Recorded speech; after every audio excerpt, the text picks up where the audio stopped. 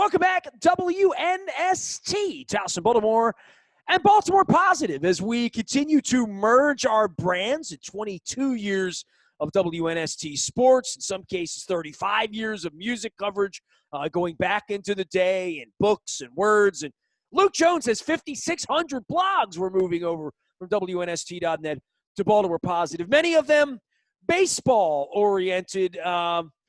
I'm not going to compare it to the Will Clark, B.J. Surhoff day, because I was at the ballpark that day and watching B.J. Surhoff cry at his press conference, and it feels like a generation ago because it was. But, this sort of snapshot of a season in 60 games, and I still have that piece of corn, that elote, where we were 11-7, and I scribbled it on there and some crema. We'll always have that on August the 9th or whatever every year. It'll show up on my Facebook. But season's over, huh? But don't blink, don't breathe. It might end quickly, right? Well, part of it is they're only playing 60 games, so that's just the strange nature of this season in general. But yeah, you start 12-8, it's fun. It was a lot of fun the first few weeks, and there's nothing that fans should be apologizing for and getting caught up in expanded playoffs and the craziness. But we always knew that there was not just a chance, but a very strong chance that this was going to derail the way that it did. And losing 11 out of 13, that's where you are. And I think even if it hadn't been that pronounced, I still had a tough time. And we talked about this a couple weeks ago.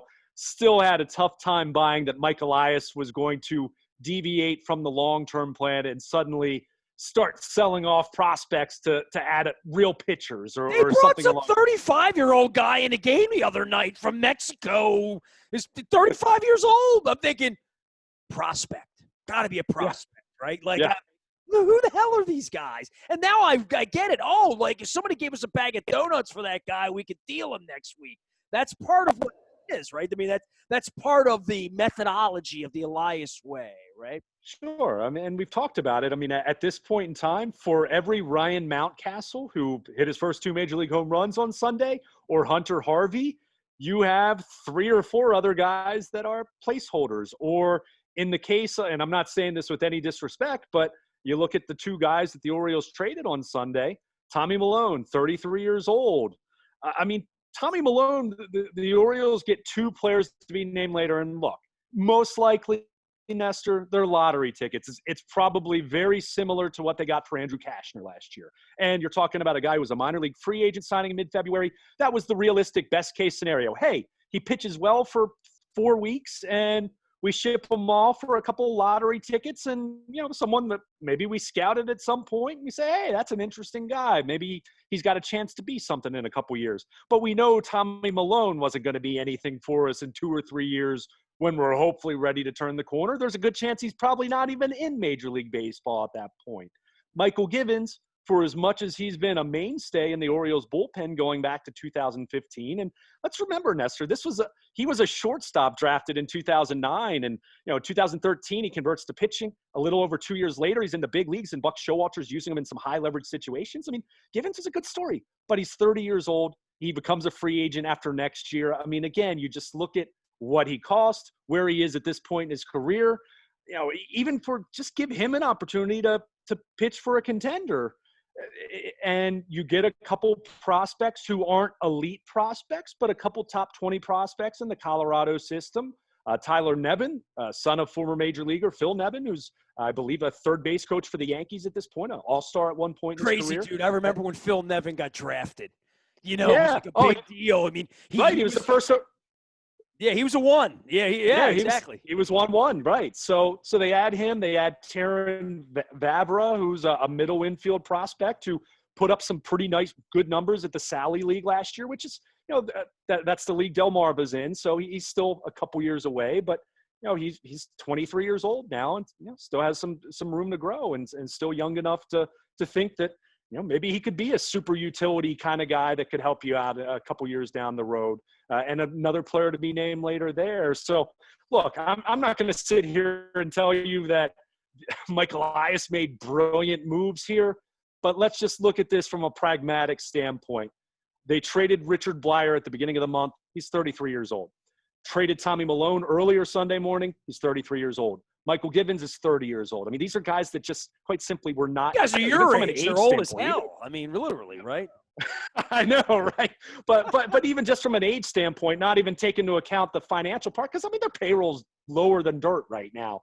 For me, it's not about that. It's just a matter of what are you really getting out of those guys. And let's face it, from about, dare I say, even before the bottom fell out in 2018, there was probably some talk that offseason about Givens being a really coveted eighth inning, high leverage guy. And at that point, the difference was what? You had 3+ years of control of him at that point. So that's when he really could have fetched something good. The Orioles didn't do it at that point. And look, I mean, they, 2017 going into 18, they were still kind of sort of trying to win at the end of the Dan Duquette, Buck Showalter era. But Givens is a name that's come up a lot over the last 2.5 years. We know he had a mediocre season last year, and he was still someone that teams talked about, but they didn't want to give up anything that Elias deemed was worth parting ways with him.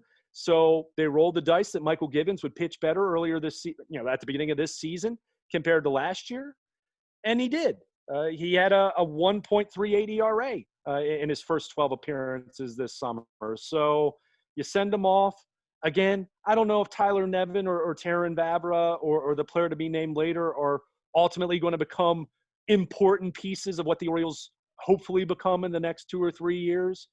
But again, Michael Givens being 30, hitting free agency at the end of next year, his value probably wasn't going to get better than what it is at this point, and you don't want to just lose him for nothing. And you're not really in the business right now of investing in 30-something relief pitchers. Hopefully in 3 years they are in that place. But these were always two guys that if Malone pitched and Wade LeBlanc, you could throw into the same category before the elbow injury. If those guys pitched to a decent level at all, sub 4.5, sub 5 ERA, and a team needs a fifth starter, they were going to go. They were going to go for a lottery ticket, a bag of balls, whatever, because that's just kind of where they are. And oh yeah, Tommy Malone's gone, and Keegan Aiken's going to enter the starting rotation now, which I'm not saying he's one of their top pitching prospects, but he's a guy who has a chance. He's a guy who is a maybe at the very least for the future. So you open up an opportunity there. And I think it's worth mentioning, even though tough travel day for him, he goes from Buffalo to starting in Philadelphia for the Braves. Well, on Sunday night, Tommy Malone was staked to a 10-0 lead in the second inning, and he couldn't get out of the third inning. So he's a career journeyman, left-handed, fringe starter, long relief arm. And the Orioles got a couple lottery tickets for him. Good job. Okay, great. It's not a turning point. And an opening day start. Let's throw that. Right. Oh, sure. But, hey, he pitched well, and now he gets a chance to go pitch for a contender, and the Orioles get, got a couple players to be named later that, maybe one of these guys will pop in a few years, and we'll look back at that and say, hey, that's a deal that really worked out nicely. Or chances are probably not, and Tommy Malone doesn't pitch for the final month of the 2020 season, and it has no bearing on the long-term, consequential state of the Orioles. He is Luke Jones. He's monitoring all things Orioles. I don't know what more there is to say. The season's kind of now it's over, right? Like now we're not trying to be the 8th playoff team or whatever right. our thought was and where we are. But for the league itself and for baseball itself and making up these games and getting to a postseason that it's now going to begin in 4 weeks, right? We're into September. Some thoughts about the league itself and baseball and who the good teams are and this trading deadline where a couple of pretty decent teams are loading up right now, right? So there's going to be a nice little tournament in October, I guess. If you're watching the Stanley Cup or basketball right now, it would look like that. But from a season perspective, there is a pennant race, right? We're just not a part of it. Yeah, I mean, there really is. I mean, it's a very different pennant race. It's definitely – and, they're certainly they're legitimate, but it's weird talking about the San Diego Padres being buyers, right? You just kind of look at that. But, it is fascinating. And I'm speaking about this in a general sense, but when you look at – technically speaking from a mathematical standpoint, the Orioles are still very much within striking distance of the 8th spot. But But this gets into what you talk about all the time in the NBA. I mean, this is what the Philadelphia 76ers tried to scheme up several years back. The idea that there's no real value being the 8th seed if you have no legitimate claim to having a shot to win, which is where the Orioles are right now.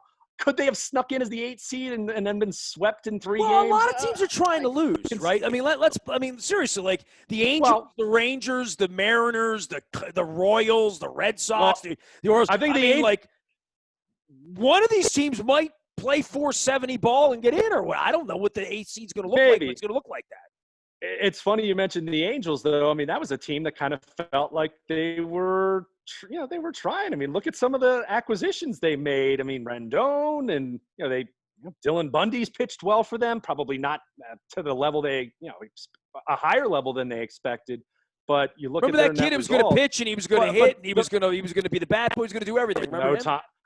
I love Shohei Ohtani so much, and his arm troubles just bummed me out because he looked like a legit, really fun, dynamic two-way player, and maybe he can still be that. But at the very least, kid can he can hit, he can play, but the arm hasn't been there. But going back to the point I was trying to make, just from a general standpoint, there's so many different factors at work here with when you have an 8-team field, and we've talked about this a lot when they went to a second wild card and having the play-in game. We always talk about wanting to expand playoffs for what? It makes for more compelling races, right? There's more product for national TV playoff package. But there's also the hidden cost there of you change the math as far as incentivizing teams to try harder at the deadline from the standpoint of, do I really want to trade away prospects to go from being the 8th seed to the 6th seed? Like, is there really, am I moving the meter enough there and in the process jeopardizing my future to do that? So when you expand, it depends on who the GM is and whether he has a future or not. We talk about that in the NFL all the time. If your job's safe, it's different than if it's not safe. If your job is predicated on you having this 60-day track meet with a mask on and you're not going to be around November 15th, you'll do crazy stuff, right? Oh, no question about it. And so you have that where you're trying to weigh, all right, it's one thing if you're talking about the Yankees or the cream of the Dodgers in the NL. You're absolute favorites at this point. Although I say the Yankees, and you look at how Tampa Bay's played, and I don't want to shortchange the Rays. Well, they were the ones I actually thought of at the beginning of this as sort of, that's kind of an interesting little mini year they're having where they're going to be a favorite in October to go to a World Series. That's kind of, I don't know that I felt that way about them all off season or any of the last 5 off seasons, to be honest with you. I mean, at this point, I just assume the Rays are still going to be good, but it's a matter of how good. And when you look at where they are right now, I mean, 5-game winning streak to finish off the weekend. I mean, we're talking about them being buyers, and you never know what that means for a franchise like the Rays. Really being a buyer, what does that truly mean?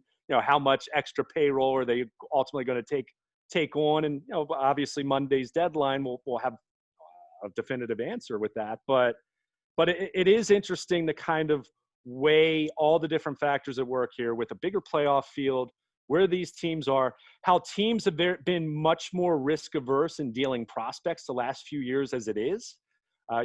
We can all recall some of the returns. I mean, the Aroldis Chapman trade, Andrew Miller. I mean, you go through some of these deals where even a reliever was fetching 3 or 4 top prospects, and you're just not seeing it as many deals like that now. I mean, it's just, especially for guys that you only have a year of control. I mean, that's just, those prospects have become so much more valuable because of the economic structure of the game. And then the other factor, acknowledging those couple points, the expanded playoffs and just how prospects are just valued to such a higher degree than they were even 3 or 4 years ago.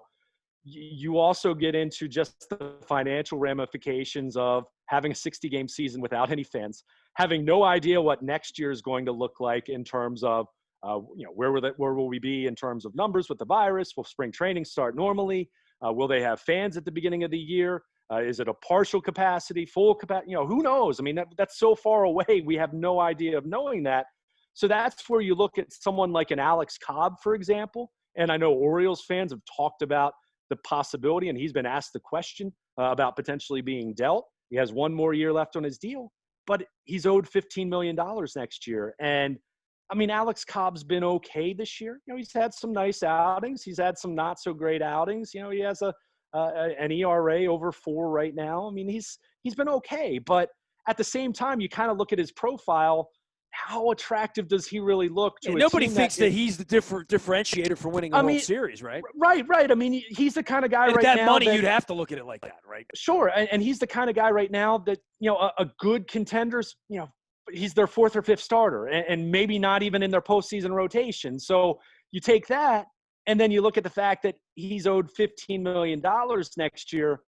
That's why I've kind of been skeptical all along. And I guess hypothetically, the Orioles could kick in some cash and get a team to give them a little bit better of a return. But I haven't been as optimistic about him as a Gibbons, a Malone, even a Miguel Castro being dealt potentially. Guys like Hanser Alberto, even though I think the Orioles would be a little more selective before they would move on from Hanser, given what he's meant to them and the fact that he's cheap and he's 27. He's not quite as old as some of the other guys. But, you look at a Cobb and, there are lots of players that kind of fit that profile. A guy that making more than what he's worth at this point strictly speaking, from a value standpoint in a vacuum. And you just consider the financial uncertainty of these owners who, let's face it, were kicking and screaming and dug their heels in to such a dramatic degree just to play a 60-game season this year, knowing that there were owners around the league that didn't even want to play just because of where, heaven forbid, they take some losses compared to the always appreciating asset that they own being a major league franchise. So you do wonder how willing teams are going to be to accept a whole lot of salary, especially for future years. So we'll see how it plays out. And I certainly, Clevenger and some other names that are out there. I know Starling Marte has been talked about as of late Sunday night, and Moreland got moved. So, we've seen some deals and certainly some deals. Austin Nola was, a pretty substantial trade there. So, we've seen some player movement, and I expect we'll see some more. But it's just such a different think about a standpoint of you trade, and now, with COVID protocols and different things of that nature, it's just it's a very different environment to what we're used to. And even speaking from just, it's a smaller sample size. God bless Mike Elias for being able to move Tommy Malone. And, the Braves will hope that he pitches better than he did on Sunday night in Philadelphia. But, we're talking about 6 starts. That's all it was. This is a guy that you're trying to make an assessment and give up potential future pieces, even if they're nothing special, even if they're lottery tickets at the end of the day. But 6 starts is nothing. We've seen Ubaldo Jimenez pitch really well for 6-start stretches in we his. Did? Oh yeah, maybe we did. Yeah, there were a couple stretches he pitched really well for a short stretch. So it's such a different environment, and you have different variables. So those teams that are fighting to be a number 8 and number 7, those two, I guess they're called the 2 wild cards, and because all the first and second place teams in each division make the playoffs. So I guess they're the wild cards as we're trying to describe this thing. But it is, when it's more inclusive than it normally is, there's always the flip side of saying, you know what, I'm going to roll the dice and not jeopardize my future as much because I think we have enough to get in as the 8th seed or to be second place in our division. So you're always, the chatter we've heard, you always hear that, but ultimately how many deals get completed by the afternoon on Monday for the deadline, that remains to be seen. But it's definitely been fun talking about this, just with it being a totally different set of variables than what we're used to. Well, on a global scale, some of the teams aren't what we expect. The Chicago White Sox, the Detroit Tigers are in the thing, right? Like, to some degree, the teams that if you're following them and you live there, you wouldn't have said we can be a buyer. To your point, the San Diego Padres, and I'm a closet Padres fan forever, but there have been a couple of shocking turns. The Miami Marlins are almost a 500 team, for crying out loud, which is, I mean, some of those wins were against us. That is true. I mean, they come out of the outbreak and they sweep the Orioles, and I mean the Orioles. I mean, that was still when they were playing pretty good baseball. The San Francisco Giants are playing 500 ball. I mean, like there are just some teams that were really, really bad. I mean, the Orioles were one of them too. That you thought, like in a real scale, they're a 100-loss team, right? And then you look up and you're like, oh, wow, look at the White Sox. Look at that. I mean, I never thought the Padres were a 100-loss team, but some of these other teams on a short track have made this interesting as we get up on Labor Day week. Oh, no question. And, I mean, you can think back to, I mean, the 2005 Orioles were a first-place team for a large chunk of the first half of the season. I mean, and you remember how that year finished. I remember where I was standing when Palmeiro popped 30. I literally was at a lunch with my wife, and my phone went off, and Palmeiro popped 30, and they were in first place, and I'm like, oh, boy. Yeah, I mean, that team was in first place in June, and you think about by the summer, Rafael Palmeiro, had the 3,000 hits, but then is totally disgraced. Is this the point where I point my finger at you? You want me to do that? Yeah, right. I can do that. And Lee Mazzilli was gone then. I mean, you just think about how quickly those things change. I mean, everyone talks about the Nats example last year, of course. But, yeah, I mean, this – and even still, now we're at the point where we're a little past the halfway mark. We have about a month to go in the regular season, which is just weird to say that.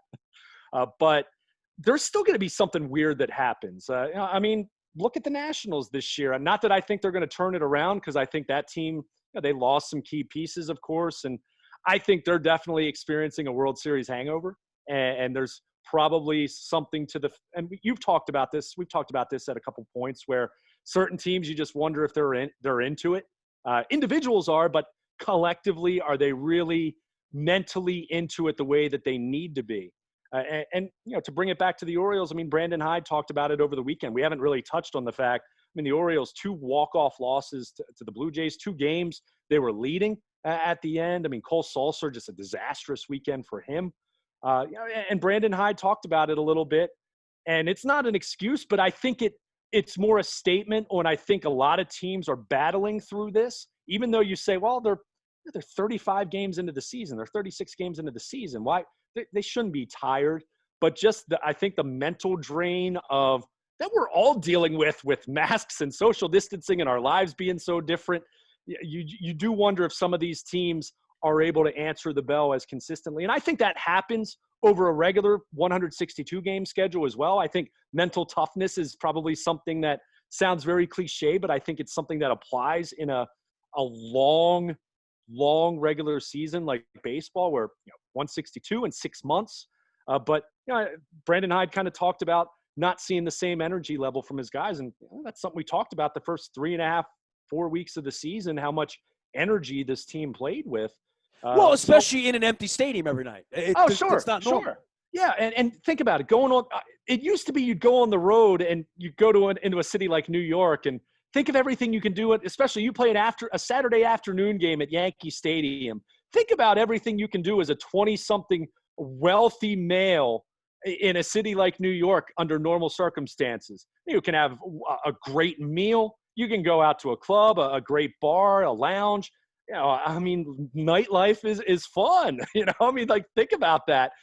But there is none of that. And you're not just that, you're not allowed to leave your hotel. So I mean, these guys are getting paid. I want to be clear about this. I'm not losing sleep for what these guys, what I'm describing right now, but it is different than what it normally is. And especially you have some teams, if they got off to a slow start like the Nats, or I mean, certainly look at Boston or Pittsburgh or some of the teams that have been really bad right out of the gate. You do wonder of just going through the drag of that. And now if you're the Orioles, they've lost 11 of 13 as it is. You trade away Gibbons, you trade away Tommy Malone, and look, this team understands where the organization is at. These guys aren't dummies. I mean, they know, they read just like anyone else. So they get that part of it. But I think still there's a psychological letdown there that they're going to have to fight through. Now, you hope that guys like Ryan Mountcastle, who has hit extremely well in his week plus in the major leagues, hit his first 2 home runs on Sunday in Buffalo. Weird saying that, right? First major league home runs hit in Buffalo. That's going to be. I felt bad, man. Like, they've waited all those years there to get a team, or to have a game, and then the Orioles come in and they stay down the street at the hotel and nobody's invited to the guy. And I've been in that ballpark, so I was actually going to find my ticket from that Junior Noboa game. I have the ticket stub, and I'm going to break it out one day, and I'm going to say I was at Pilot Field when they let people in. Yeah, and it was funny if you saw Ryan Mountcastle's first home run. I mean, it was a bomb. I mean, he hit it out of that. I mean, it's a minor league ballpark, so to say he hit it out of the ballpark, that's a little different stigma than what you're used to hearing for a major league shot of that proportion. But a random guy in a Pittsburgh Pirates T-shirt picked that up. So go figure on that one. But sounds like the Orioles got the ball for him, so that was cool to see. But if you're the Orioles right now, and this kind of goes back to you were saying that the season's kind of over, and from a playoff contention win-loss standpoint, it'd be hard to argue that you're not correct there. But that's where you get back into looking at the individual players. I mean, Ryan Mountcastle's been fun to watch. He's walked more than I thought he would. Hit the ball with some major authority on Sunday, so driving the ball a little bit more. He's hitting close to 400 over his first 8 or 9 days in the big leagues. So that's great to see. I'm looking forward to seeing Keegan Aiken make some starts in this rotation and see if he could be a guy that settles into probably a back half of the rotation guy if I'm looking at a realistic best case scenario for him. But Cedric Mullins, who's cooled off a little bit of late, but we've seen him do some nice things, waiting for Austin Hayes to come back. Hunter Harvey, who did run into some trouble on Sunday, but nice to see him back pitching in the major leagues after dealing with some arm soreness coming out of the summer camp restart. I mean, there are some individuals to watch, and that's not even mentioning Santander, who's had such an amazing season, and Hanser Alberto has been heating back up here after a slow spell, and Renato Nunez has continued to hit for power, and Severino. So I mean, there's it's those individuals, but it's very clear that whether you're talking about a 26-man roster, expanded 28-man roster right now, and this is an incomplete team. And I think the last couple of weeks have been able to, kind of reveal that after the good start. They don't have enough good starting pitching. I mean, Tommy Malone was the only starter they had that had registered a quality start. They have 2 quality starts all year. And as I said a few weeks ago, if there was a concern just beyond what my expectation level was, just looking at where the Orioles were, it was looking at how much Brandon Hyde was having to lean on the bullpen and trying to protect these starters from the third time through the order.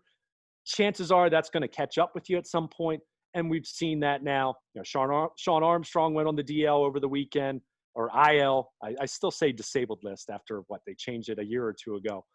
But no Givens now, and I mean it's they're counting on. I mean Cole Sulser. I know some people went nuts on Twitter. Why does Brandon Hyde have Cole Sulser in there in the 9th inning? Because he doesn't really have too many other options that you can.